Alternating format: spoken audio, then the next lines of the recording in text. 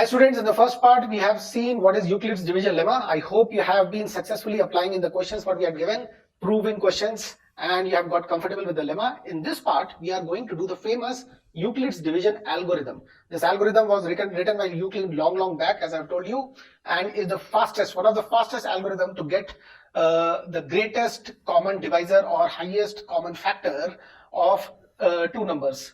So in this part, I'll be first talking about what is your highest common factor or greatest common divisor, GCD, and sometimes they will also write it as greatest common factor, because divisor may sometimes not mean that it is fully dividing. Over here it means it is fully dividing a number, like 10.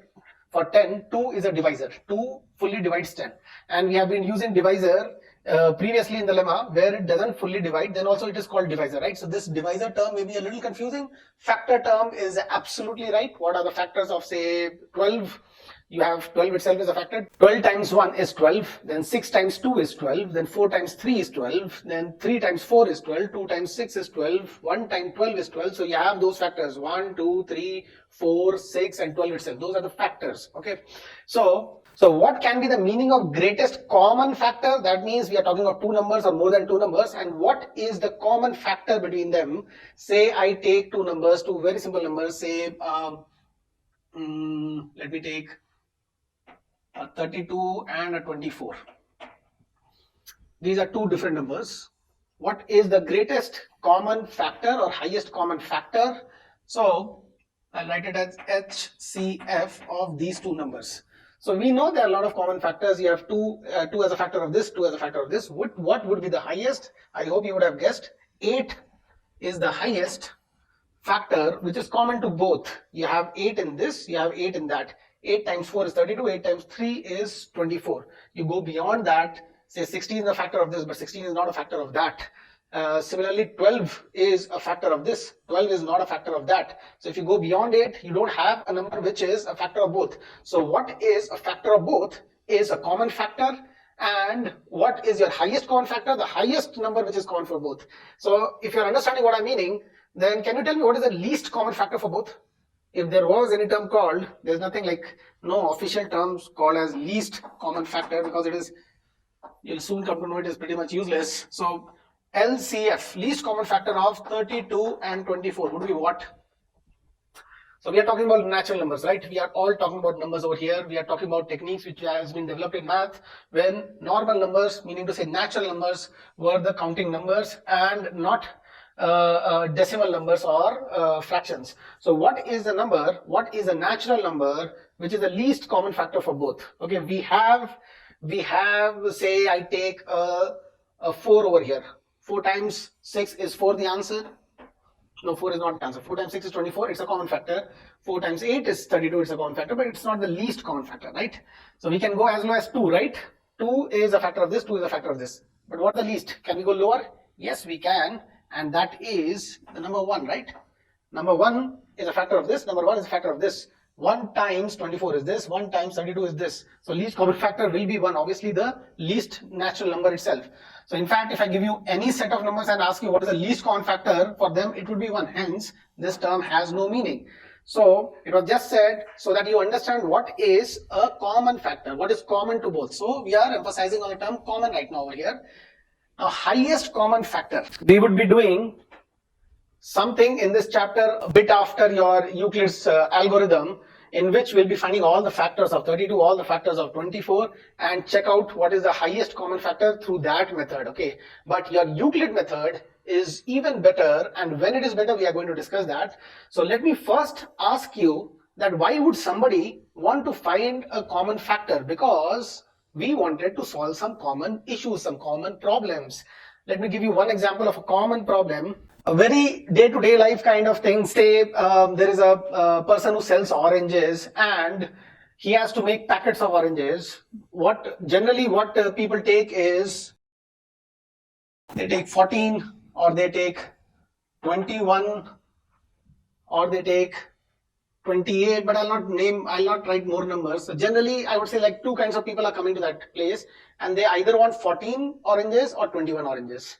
Now, what can this guy do? What is the smart thing what he can do? he can make packets of what? Either he can make packets of 14 and 21 separately. The one who demands 21, he'll give 21. The one who demands 14, he'll give 14. What else can he do? Can he have a common size packet for both of them? So that his work is least, okay. So I'm using the least term over here. Doesn't mean that we are not going to find the highest common factor. So what's the highest number of oranges he can put in a packet such that he can use the packet for these kind of people as well as this kind of people? So I guess you would have got it. So that is 7, right? If you put 7 oranges, 1, 2, 3, 4, 5, 6, 7, and makes packs of these 7 oranges, okay, that packet he's making, and he has kept a lot of those packets. So when this kind of person comes, he gives them 3 pack. When that kind of person comes, he gives him 2 packets of it, right? So 7 is a factor of 14, 7 is a factor of 21, 7 is the highest common factor, okay, making his work least, making his effort minimized, okay. So that is one general example. Let me give you another very quick one and you do yourself. Say there's a person who distributes milk, a milkman, okay. He has to give 90 liters of milk to one person, to one house, okay. A lady takes 90 liters of milk. She's running say a hostel or something, and then there is another hostel and gentleman takes 72 liters of milk. So this guy has got a big container. From here he has to pick up, he has to pour out milk to these 2 people. So what would be the smart size of a jar what he carries with himself such that he can minimize his pouring of the milk? Meaning to say, if he carries a jar of 1 liter, for this lady he'll have to put 90 times that 1 liter thing, so that he gives 90 liter to her.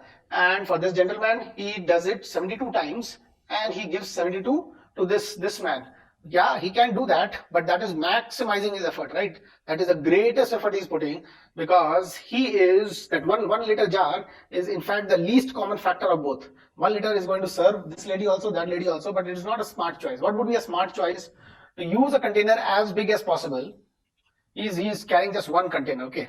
So use a container as big as possible so that he can give exact amount of milk to this lady, can give exact amount of milk to this gentleman. Can you tell me what that number would be? So I hope you have got it. Again, would it not be the HCF of these 2, the highest common factor, multiple of something which exactly gives you 72, multiple of something which exactly gives you 90? What is that? HCF of 90 and 72. I'm not writing all the factors because the method how we are getting, I'm not getting into that. We're just discussing what is highest common factor and how it is useful in our day-to-day problem, some simple practical problems. So your HCF of 90 and 70, what is that number which fully goes into this and this? I know 9 times 10 is 90, 9 times 8 is 72. Can we go bigger? If I take a mug, if I take a jar of 9 liters, can I serve both of them? Yes, I can. Is it the best choice? If I can lift more, it's not the best choice, okay. I can get a bigger container, and how much is that? I hope you got it. It is 18 liters, right? So if you use an 18 liter container, then can I serve this guy? Yes, I can. 9 into 10 was 90, so 18 into 5 must be 90, right? 9 into 8 was 72, so 18 into 4, half of 8 must be 72. So this 18 liter can be used for both the people. I have to bend down how many times? I have to bend down 5 times to serve him, 5 servings of this, and 4 servings of the same container to this. So this is your HCF, and it is finding this number is called HCF in math. And the milkman may not be knowing that he is doing HCF, and he may be a smart milkman and he would have chosen that 18 liter jar. Shall I give you one more question and you do it yourself? Because the next question, if you try to find a pattern of what you are doing, then you might be finding the algo yourself. Yes, so the question is, if I have a floor of say length is 105 units, maybe meters or whatever, so I'm not concerned about the units over here, and I have the width, the breadth is 60. I have this floor, and my question is that if I have to find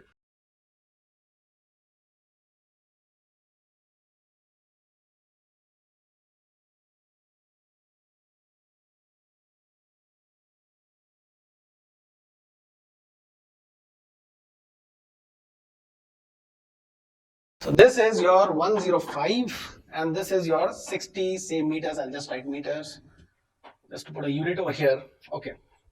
So if I ask you, what is the biggest square tile you can put such that the floor gets covered exactly? You want to fully fit the floor with or pave the floor with square tiles. What is the biggest dimension square tile you can use to pave the floor? In the other words, I can say what is the least number of square tiles can you take? So sometimes in the board they'll be purposely using the word least. What is the least number of square tile? As if we are going to find LCM. There's something called LCM, least common multiple. Okay, so sometimes students look at the word least in the question and they think it is LCM question. Not at all. Try to grasp the meaning of the question. What the question is trying to ask. What is the least number of tiles you need, square tiles you need to fit in over here in the floor? So for least number of tile, you should have the biggest tiles, right? Big tiles would be required so that it is least in number, and they're square tiles. Okay, I can't take a tile of say 60 by 60 and say it fits the floor. 60 by 60 will fit so much, and rest I'll have to break the tile. But I don't want to break the tile. I want a certain size, certain dimension square tile which fits it. So just get the answer, and what you're doing is HCF. Highest common factor, or GCD, greatest common divisor. So I hope you got the answer. If you have broken the problem, not like what you call as a word problem, but what is the GCF or GCD or HCF of 105 and 60, and then you have done it by any which method you want, I guess you would have got the answer as 15, right? Multiple of 15 into 4 times is your 60. And then 15 into 7 times is your 105. So 15 fits in, 15 is the biggest number. I hope you have got that thing.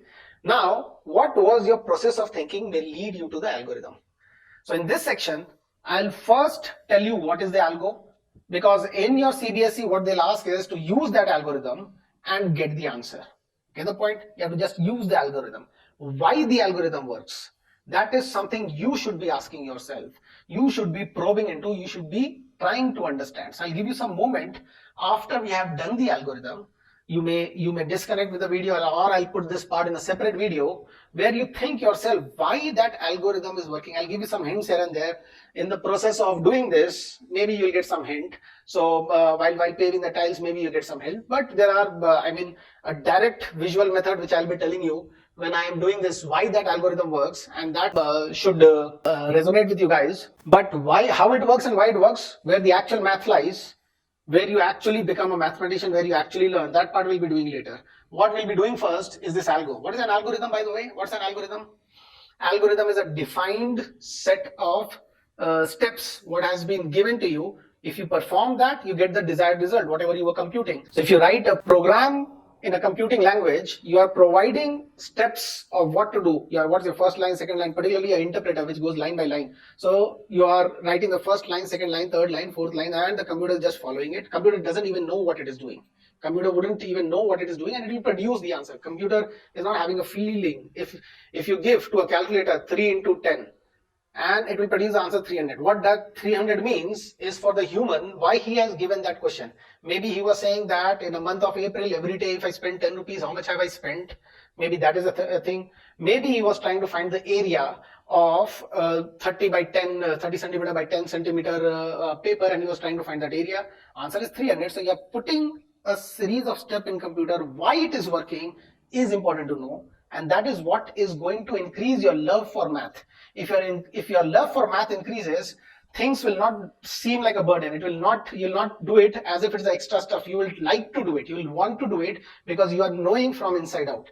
If you're just following the steps, it is just for the mark's sake, and we are not learning only for the mark's sake. Okay, you have to become deep learners. You have to understand things inside out. And why so? It takes some effort. Initially, it will take some effort. But if you do so, it is going to solve a lot of things for your higher standards. When you're in 11th, 12th, and later on also, if you're understanding things from inside out, then it is going to solve your life. You have, in fact, put little effort now, and solve greater things, you would be better managing your time. And when it is actually required, 11th and 12th, where a lot of stuff is there, if your mind starts working in math, it should be you're able to you visualize, then it is like helping yourself a lot.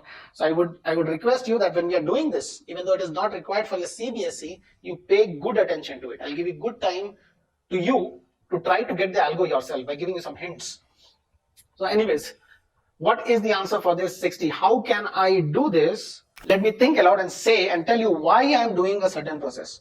Not like what I am doing. I'm making a square here, not what, but why. So I know there are some big tiles which I have to fit in over here. I have to get the dimension of that square tile well. Now, if I'm fitting this tile just horizontally, those tiles, whatever is the size, should exactly end up over here, right? It should exactly end up over there. And those tiles, when it is fit like this, it should exactly end over here, right? Right? Meaning to say, the tile length will come to an exact 60 after some multiples of those have been put. Say 3 of them have been put, or 4 or 5 or 6 of them have been put.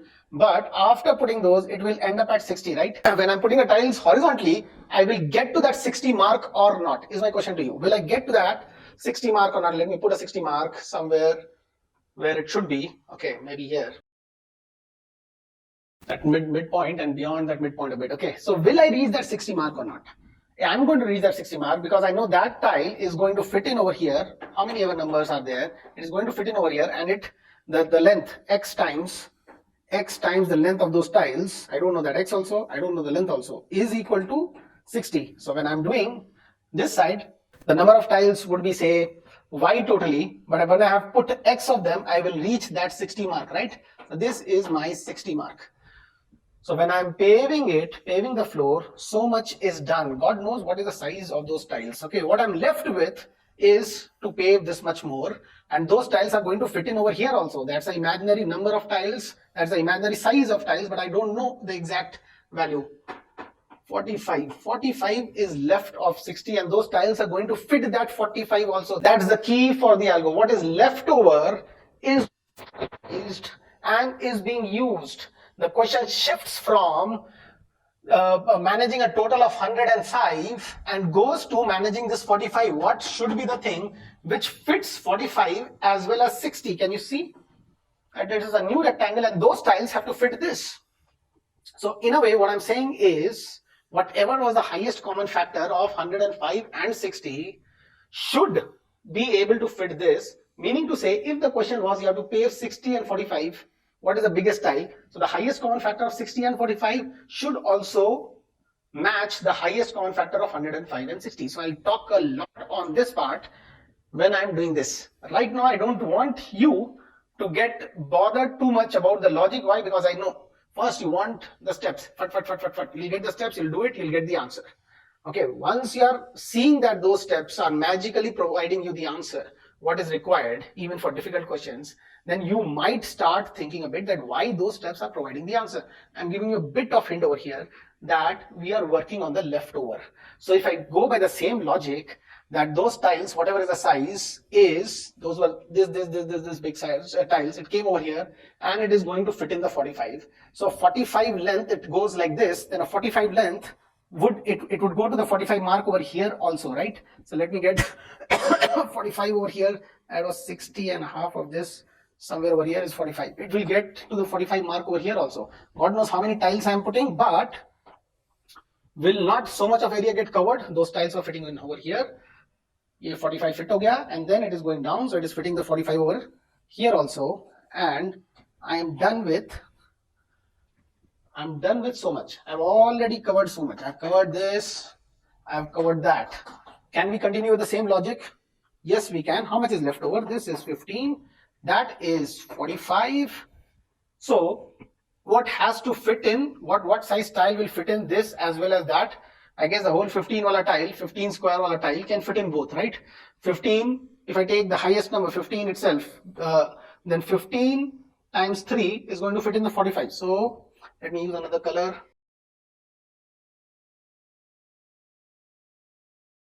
It may not come exactly as square because I'm just drawing on the board with the freehand. So what I'm saying is that 15 has fit in fully. This 15 is here, here, and here. 15 times 3 is 45. So 15 has fit this in fully.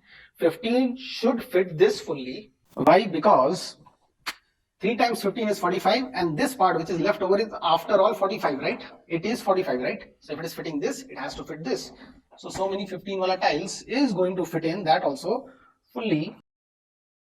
3 times that, it is going to fit in fully. So if it is fitting in this 45 over here, because it has fitted 45 over here, then it has fitted the whole 60, right? So if it has fitted 60 over here, it will fit 60 over there. Therefore,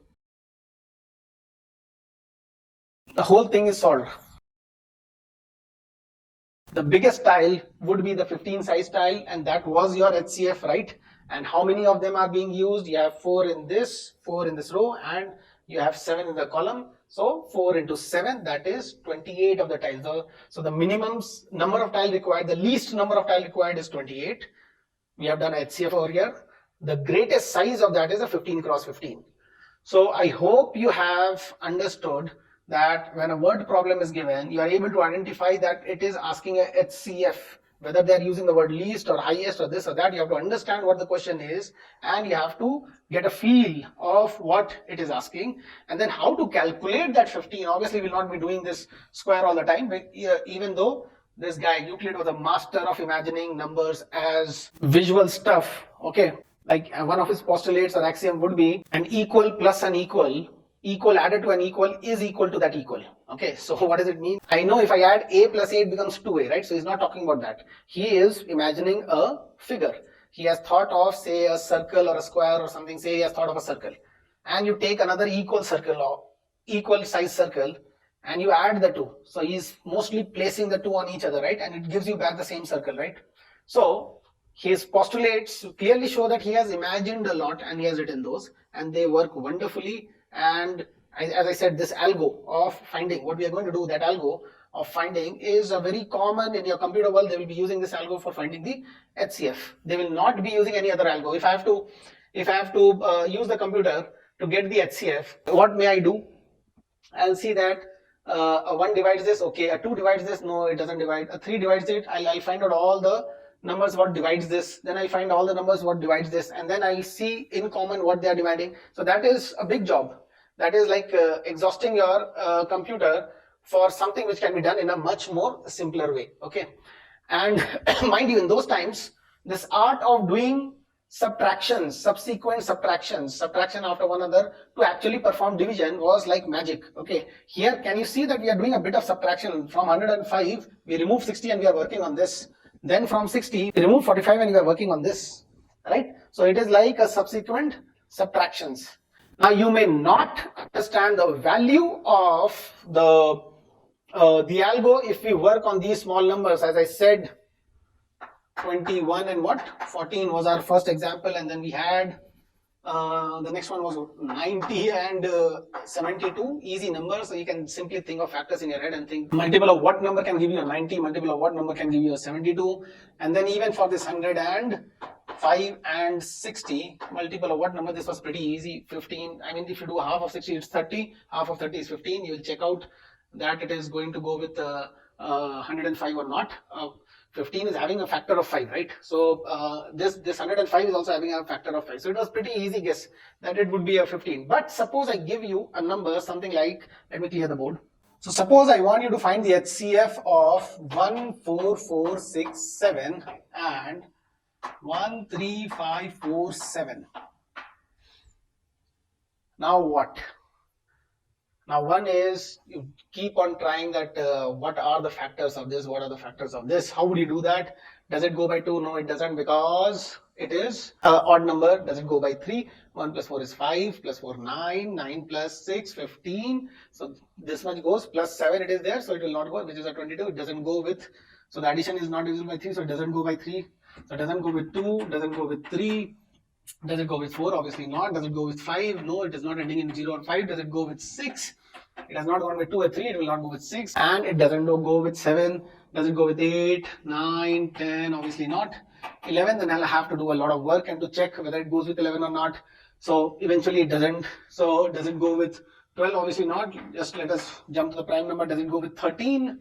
it doesn't go with 13. So it is, I mean, and suppose it goes with 17 or a 19 or a 23, whatever. Suppose it goes with that. Then again, you'll have to do all the math for this, all the hard work for this to get it. So eventually when you have large numbers, then hunting for factors and then seeing the common factor would not be the way.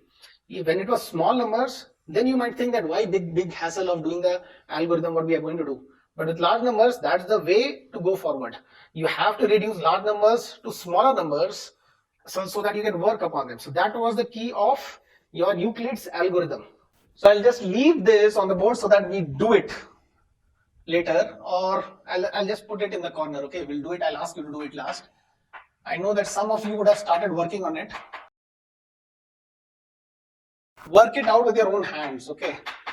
Do not use gadgets. You're on a computer right now.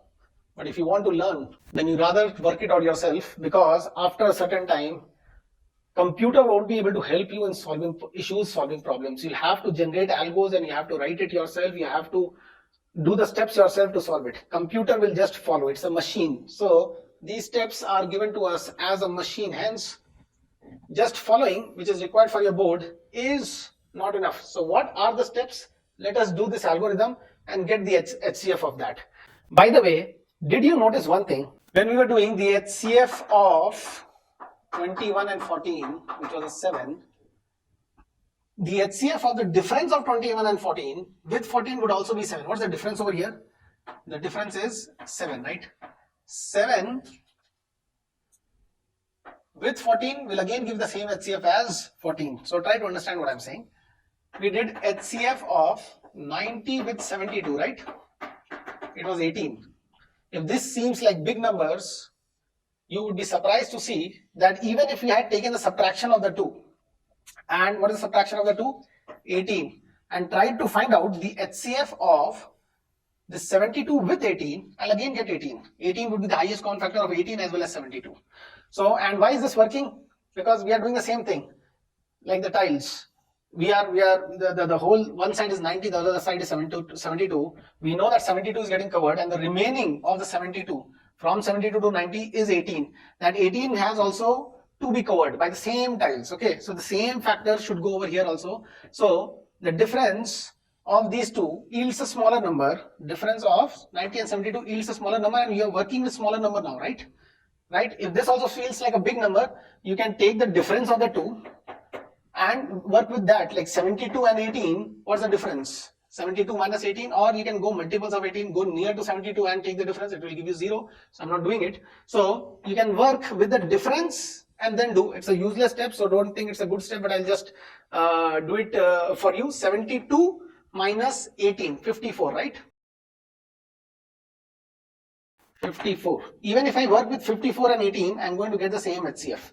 Whether you work with the two numbers A, B, the HCF of AB is sought. Whether you work with the two numbers AB or you work with the difference of AB and the lower number, still you get the same answer. So that's the logic what we are going to use in Euclid's division algorithm. Yeah, so what is the algorithm? I've just cleared off the board. So algorithm, Euclid's algorithm.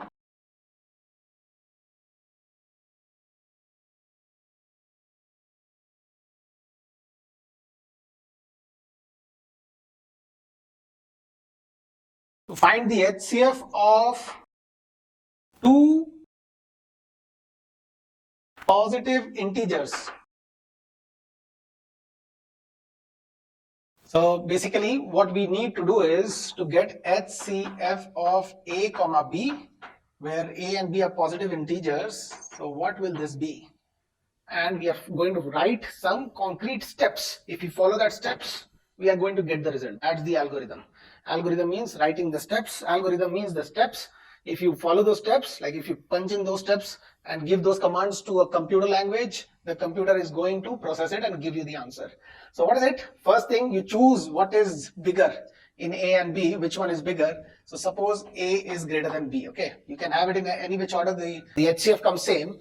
So among the two, whichever is bigger, you choose that. So suppose A is greater than B. So step number one is express A in your Euclid's division lemma format, which is your B times some quotient, and a remainder comes. If there's no remainder, then B was a factor of A, right? Then the HCF is B itself. Whichever is the smaller one is the HCF itself. Meaning to say what?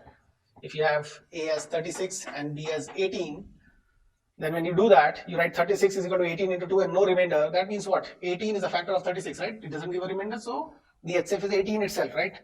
So suppose it gives a remainder. Okay, so it's not as simple that one of them is a factor of the other and the HCF is that itself. Suppose it gives a remainder, then what you do next? So you'll do what we have been doing. First is write in this format. Next is I'll state it if R is equal to 0. Then what? I mean, mind you, if I write like this, no, it is almost one of the language. If you, in my days, we had GW basic language. The statement were something like this. If this is equal to that, then, so, then what, by the way, if R is equal to 0, we have just said, then B must be the HCF. Then B, which is the divisor. The divisor, which is smaller than A over here, right, is the HCF. If that is not the case, so else, I mean in computer we used to write that, else, if R is not equal to 0, okay, so if R is equal to 0, then B is a divisor, end of story, done. If not, then what to do? Then I'll go to next line and write it. If R not equal to 0, okay, I could have written the same thing, I will inserted the third line in the second line, but I'm just making extra line. If R is not equal to 0, then what to do? Then you have to express B, you have to make B the dividend and R the divisor. You have to express B in the Euclid lemma format where R is the divisor. Okay, then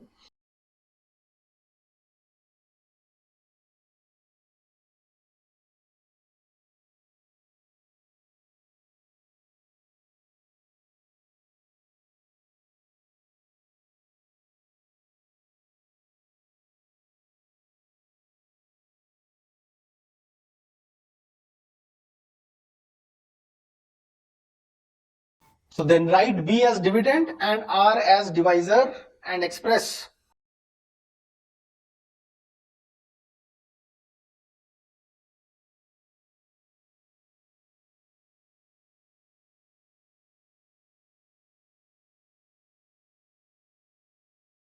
So you express in the lemma format. What is that? What will that be? Your B becomes a dividend, right? So your B becomes a dividend. B becomes a dividend. So B has come this side. This was your dividend, right? I hope you remember. This was your,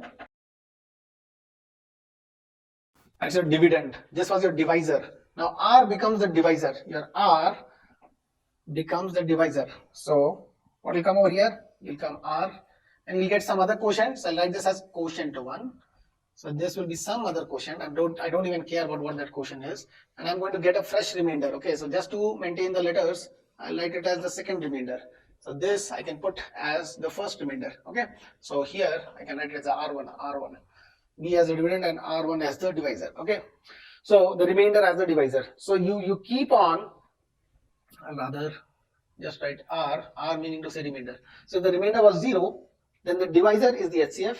If not, if the remainder is not 0, then you again do the lemma with B as the dividend and R as the divisor. So the R comes over here, the B goes over there. It becomes this. This is the next step. Now, what happens? If the remainder is 0, then the divisor is the HCF, right? So this will be the HCF is if R is 0. If your R2 is 0, then this will be the HCF. If not, then what do you do? Again, this divisor becomes the dividend and this, the remainder becomes the divisor. So are you seeing what this guy is doing? He is working with what remains. He is working with what is the remainder. So if you do the steps successively, then what you are going to get is ultimately you will get 0 over here. This is going to happen. Again, when we are going to discuss why it works, this is the main thing. Okay, this is a thought which should be coming to your mind. Why it works. Okay, it is that time I'm going to discuss why the process what I'm saying is happening, and you will get a remainder as 0 no matter what. So when you get the remainder 0 over here, if this becomes 0 in the steps, in the multiple steps whatever we have done, when you get a 0 over here, then this guy is the HCF. When This guy is 0. I hope you are understanding. I'll just show what we did with a square. I'll take the same number so that it becomes easy. If you had to get HCF of 105 and what was it? It was 60, right? So what was the first thing to do? You have to choose the bigger one. 105 is the bigger one, and you have to express as the lemma, which is with 60 as the divisor. So 60 times how many? 60 times 2 will exceed 105. So 60 times 1, and I don't care much about this. Plus, what is the remainder? What remains?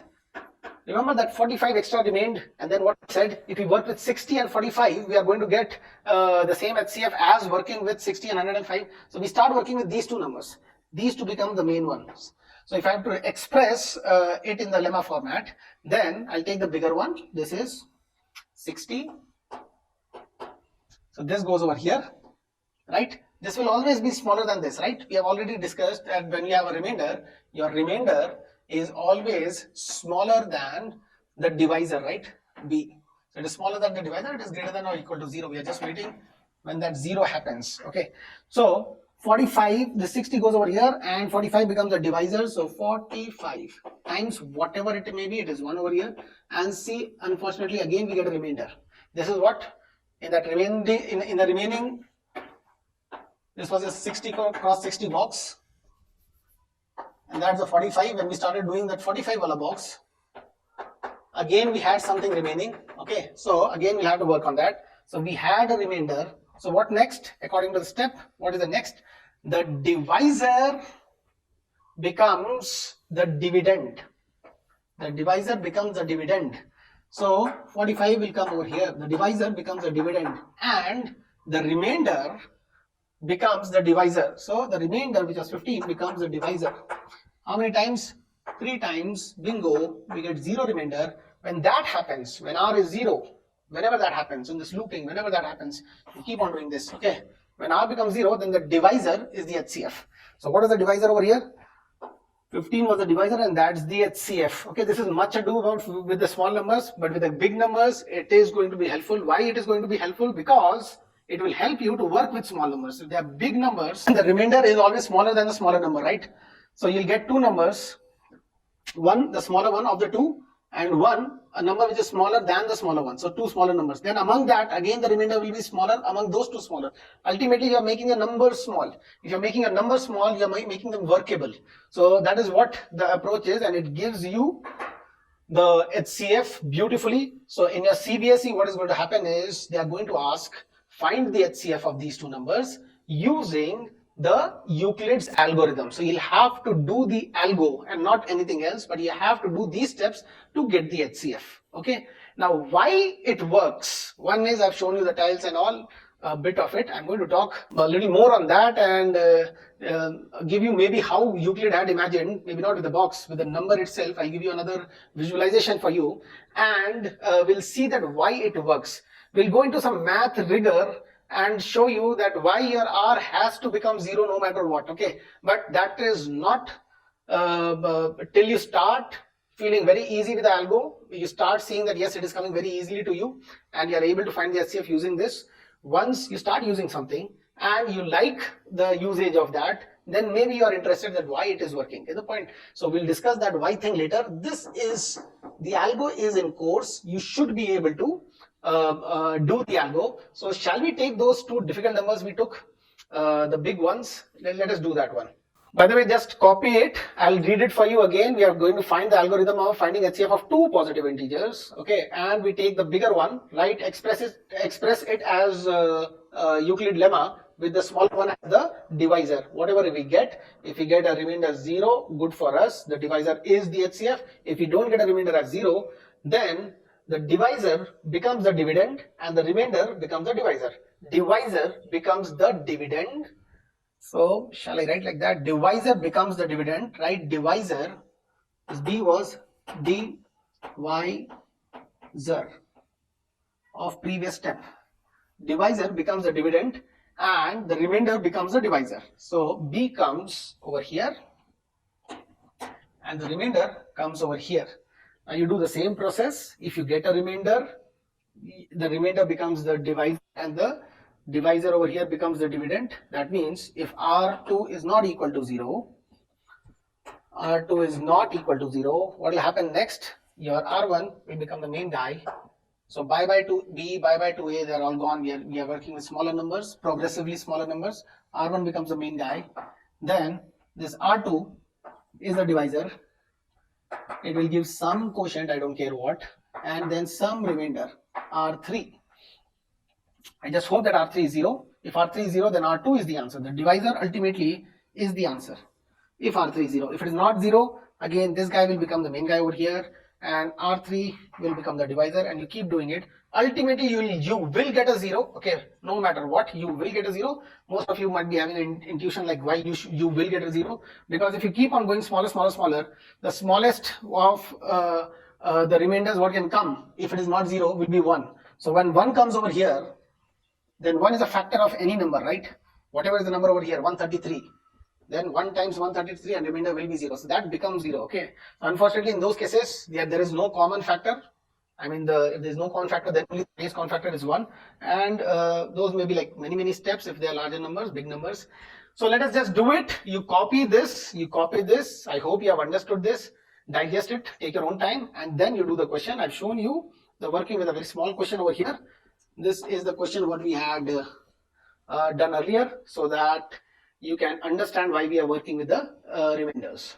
So let's apply the algorithm for really tough numbers. Okay, doing it by factorizing would be quite a job. Let us see how the algo works. By the way, there are guys who have timed they have timed that computer, a certain processor, a certain computer takes how much time doing by this algo, and there are other algos also. This is quite a good one. Okay, there's another algo called Modulus Algo. So this algo is what we have to do in this chapter. Let us apply. So what is the first step? I'll give you some time to do it, okay, and just verify whether you have done the same thing or not. So pause the video and do it. So I hope you have done it. What is the first step? The first step is choose the bigger number among the two. So that is quite easy. So the bigger number is 1, 4, 4, 6, 7. So that becomes the dividend. And what is the divisor? The other number is the divisor. 1, 3, 5, 4, 7. That is the divisor. So this times something plus the remainder is the format of the lemma. So these two numbers are not that far apart. You see, both are 5-digit numbers, and it is 1 3 something something, is 1 4 something something. It's like 14 point something, 13 point something. So for me, it is quite easy to imagine that it is only one time what it will go. If you double it, it will exceed this for sure. Plus the remainder. So the remainder will be what? A subtraction of the two, right? So when you subtract the two, what did you get? I hope you got a 920, right? Now what is it? Is that 920 0? Obviously not. 920 is not 0, because this is not a factor of this, so they are not going. So this is not the HCF. Now what we have to do is we have to work with this and this. We have to work with a smaller number. Initially we had two large numbers. Now at least one number is smaller. So what is the next line? Next line, this 1 3 5 4 7. That becomes the dividend. 920 becomes your divisor, and then we have to see how many times will it go. 10 times will reach you till 9200. So 11 times, 12 times. So if it is like 13 times itself, if it was 1000, 13 times would have given you 13,000, right? It is short of 1000. So more than 13 times for sure. It looks like 14 times. So 14 times or 15 times you can try. So 1920, 14 times gives you something and leaves a certain remainder. So how much is that? Do a quick calculation. Yeah, so you can quickly do the multiplication and see how much is the remainder. You may do in any which way you want. 92, 14, 4 into 2, 8, 4 into 9, 36, 1 into 2, 2, 1 into 9, 9, 8, 8, 1, 2. So that's your multiplication. So this minus this. So 1, 2, 8 at 12,880 minus 13,547. How much will that be? So that will give you a 667, right? So that is your remainder. So is it 0? Obviously not, right? It is not 0. What to do? We have to continue with the algo. What is that? Initially also the divisor had become the dividend and the remainder had become the divisor. So your divisor will become the dividend. So we have really small numbers now. Very quickly we have gone to smaller numbers. 920. 920 is the number to work with, that becomes a dividend, and divisor is 667 times how much, and then remainder. How many times, we don't care, but obviously that is what is going to help us to get the remainder. So what is it? It is only 1, because hardly it is almost that, right? Just goes by 1 time. And how much is the remainder? 667, 920, so you get a 253, right? So I hope you guys have done this and you have got these as the answer, and I hope I'm not making a mistake. I know the final answer, by the way, because I had created this number using some prime numbers, so I know that. So 253 and 667. You know that you have to work with this and this. You can just choose the bigger one if you like. This has to be the bigger one, this has to be the smaller one, because this is the remainder, right? So 253, and I'll just cramp up the space. I hope it gets over in this, times how much plus how much. So it will go at least 2 times, right? So 253 2 times is how much? That is a 506. So 506 with with 667. So it gives you 161 over there, right? So now next step is, it is quite a bit, but much smaller than whatever else you would have done, right? So this goes 1 times and the state of remainder, which is a 92. Okay. So there was a 920 there, there's a 92 here. Okay. So what next? 161 comes over here, 92 goes over there. Again, it will go just 1 time and you may add. So there's a 61 and a 8. So that is 69. 69 over there goes. Now these are really small numbers, right? You can straight away guess the answer at this stage, or you may keep on doing because now you have come to the smaller numbers, and we have proved with the smaller numbers, like this divides this divides that also. 69, what is it? Like we know 23 3 times, right? Because 3 is the divisor. 23 or 3. Is 3 going over here? No, it doesn't go. 23, does it go? Yeah, fortunately it does. Okay, so 23 looks like it. So let us just complete the algo. So 92 over here, 92, then 69, because in boards they'll ask you to do by algo, so you do till the last. It's not like you're getting a feel like you have reached till here and you know what to do. Don't do it. Okay, at this stage you got to feel that it is going to be 23. Don't do it. You'll have to do the algo fully. Into 1, and these are small numbers. It is just the writing time. Okay, so what's the difference between 92 and 69? That is 23, right? So it is still not 0, and we'll go over here and I'll write in blue the last line. 69 becomes a dividend, 23 becomes a divisor, times 3 and a big 0 over here, right? Remainder becomes 0 is the time when your divisor becomes the HCF. So 23 is the answer, right? And that is the correct answer. I know that because I created this with 23 and other 2 big primes multiplied. I don't know which ones, 19 and something, maybe a 31, maybe a 37, and here also 23 and 2 prime numbers multiplied, which were not same as the prime numbers of this. So I knew the answer is 23 because I had worked it out. But if you are given this, it is quite a challenge to guess like what is the factor of these numbers. And 23 is relatively a smaller prime. If I had made a very big prime number, this would be your only way of doing, and no other way you would be able to guess it. Now you have known the algorithm, then you'll be able to do it this way. Other algorithms are also there, so you need to know those algo to get it. The hunting the factors is not going to help you. So I hope you understand the power of this algorithm. I hope you understand. I hope that you tried this without the algo and suffered, and hence you can enjoy or appreciate the algorithm. How many steps, by the way? 1, 2, 3, 4, 5. After 5 steps, I start getting a feeling what the answer is. It is just a completion. These steps go very fast.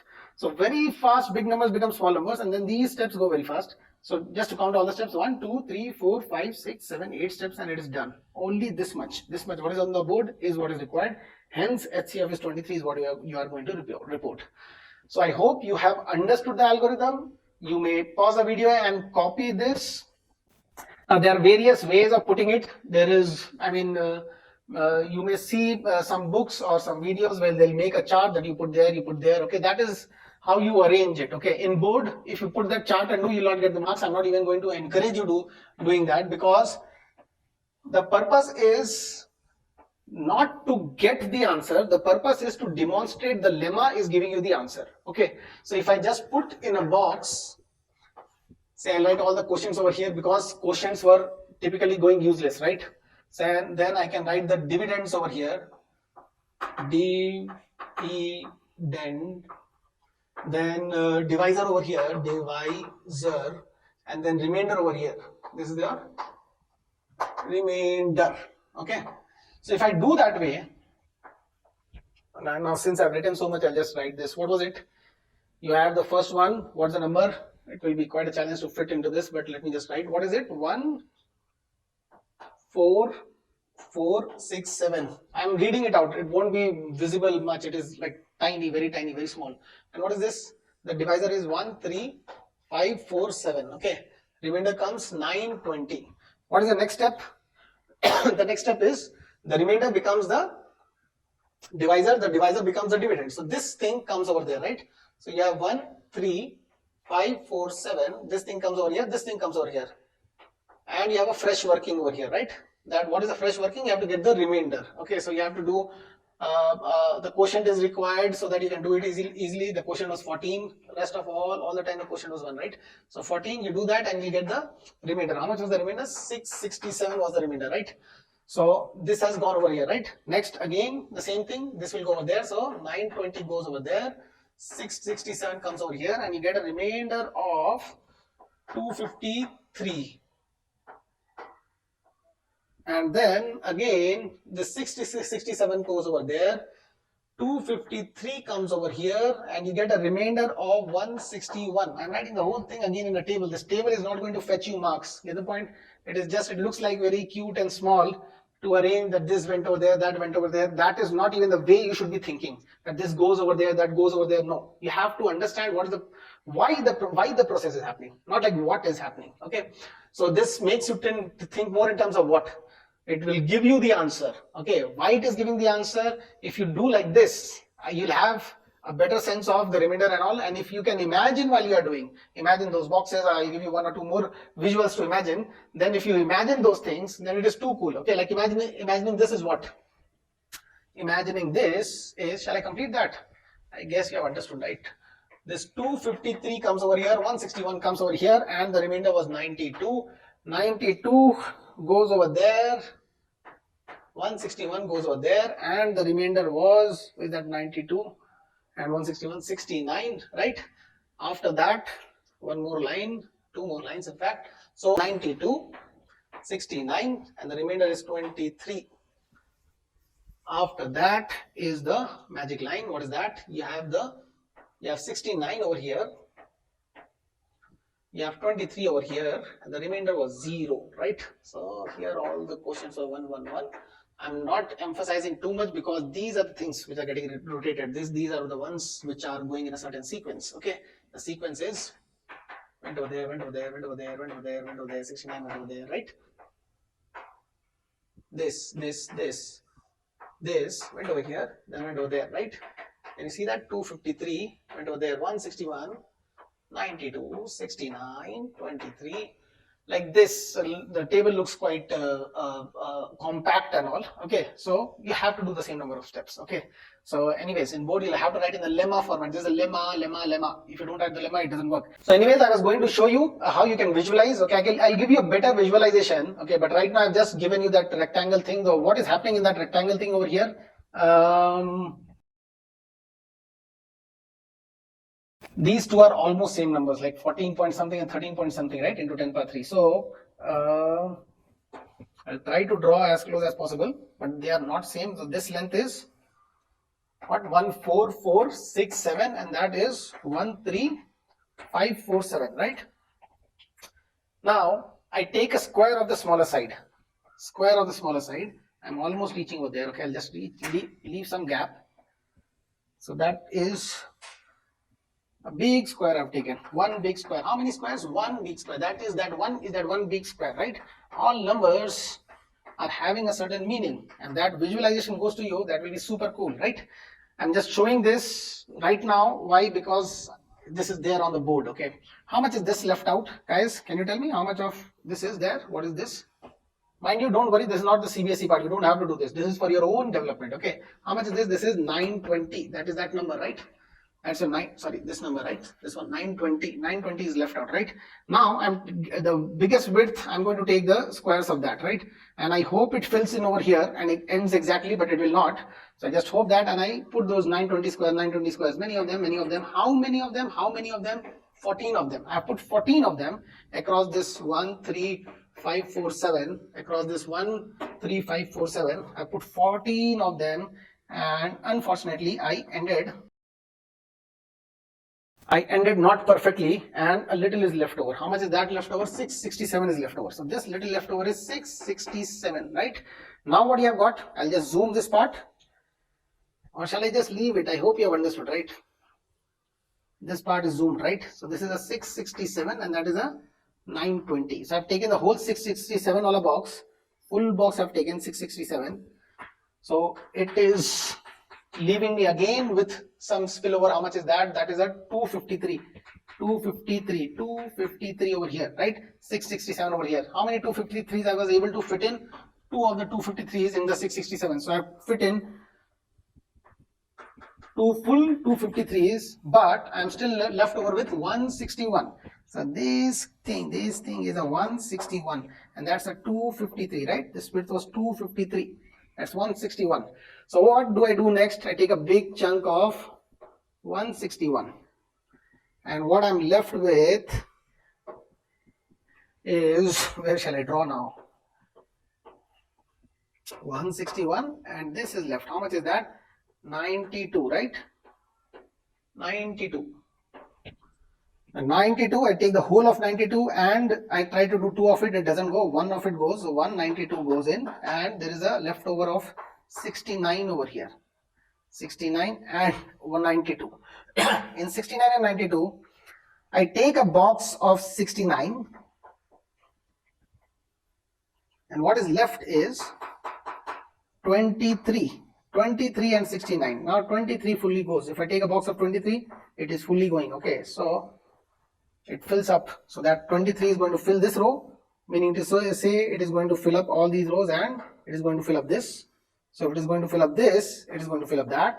If it is going to fill up that, it is going to fill up the rest, and everything gets filled up. So this is your one kind of visualization, okay, with the boxes and all. Okay, I'll avoid doing a 2D thing and I'll show in a straight thing how it goes. But let me come back. I'm very sorry I've gone into this. Don't worry about this part right now. Even if you did not get it fully, it's okay. You can rewind and watch this thing little later on, and I'll give you a fresh visualization. What I want you to know for now, for this part of the video is, could you do these steps for the given question? If this was the HCF which was asked of the two numbers, could you choose the correct order of writing the lemma? The bigger here, then the smaller there. Then after that, if it is not coming as 0, could you change the dividend and the divisor correctly? The divisor becomes the dividend, the remainder becomes the dividend. Could you do that or not? And then this process keeps on going till you get a 0 over there. And once you reach to that 0, not before that. Many students, they think, okay, next is going to be 0 and this is the answer. No, this is not the answer. Once you reach that 0, then what is there as the divisor is the answer. Divisor is the answer. You can write in bold in your notes. Divisor is the answer when remainder is 0. Okay guys, I hope you got it. So there is nothing else in this algorithm. These are the steps. So I'll give you a bunch of questions, and please do that. Once you are doing it comfortably, let's see why it works. Okay, that is where you should be actually interested in, why it works. It is not in your CBSE course, but if you are getting that, by the way, if you can figure out yourself why the remainder over here will have a factor, which will be a factor of this also and this also. That is what you have to think. Okay, why a factor of this will be a factor of this and a factor of this. You have a big number, some random big number, some other random number, and when you divide, you get a remainder. It's not fully dividing, you're getting a remainder. Why the factor of the remainder has to be a factor of this and has to be a factor of this. And then why, if I'm working like this, that factor is the highest common factor. Okay, why that also? So think a bit on it, and we'll do visualization and we'll do some math proving. Okay, we'll mathematically prove it. Okay, that happens. Okay, see you till then. Do the exercise well. If you have doubts, post in your doubts. Bye bye.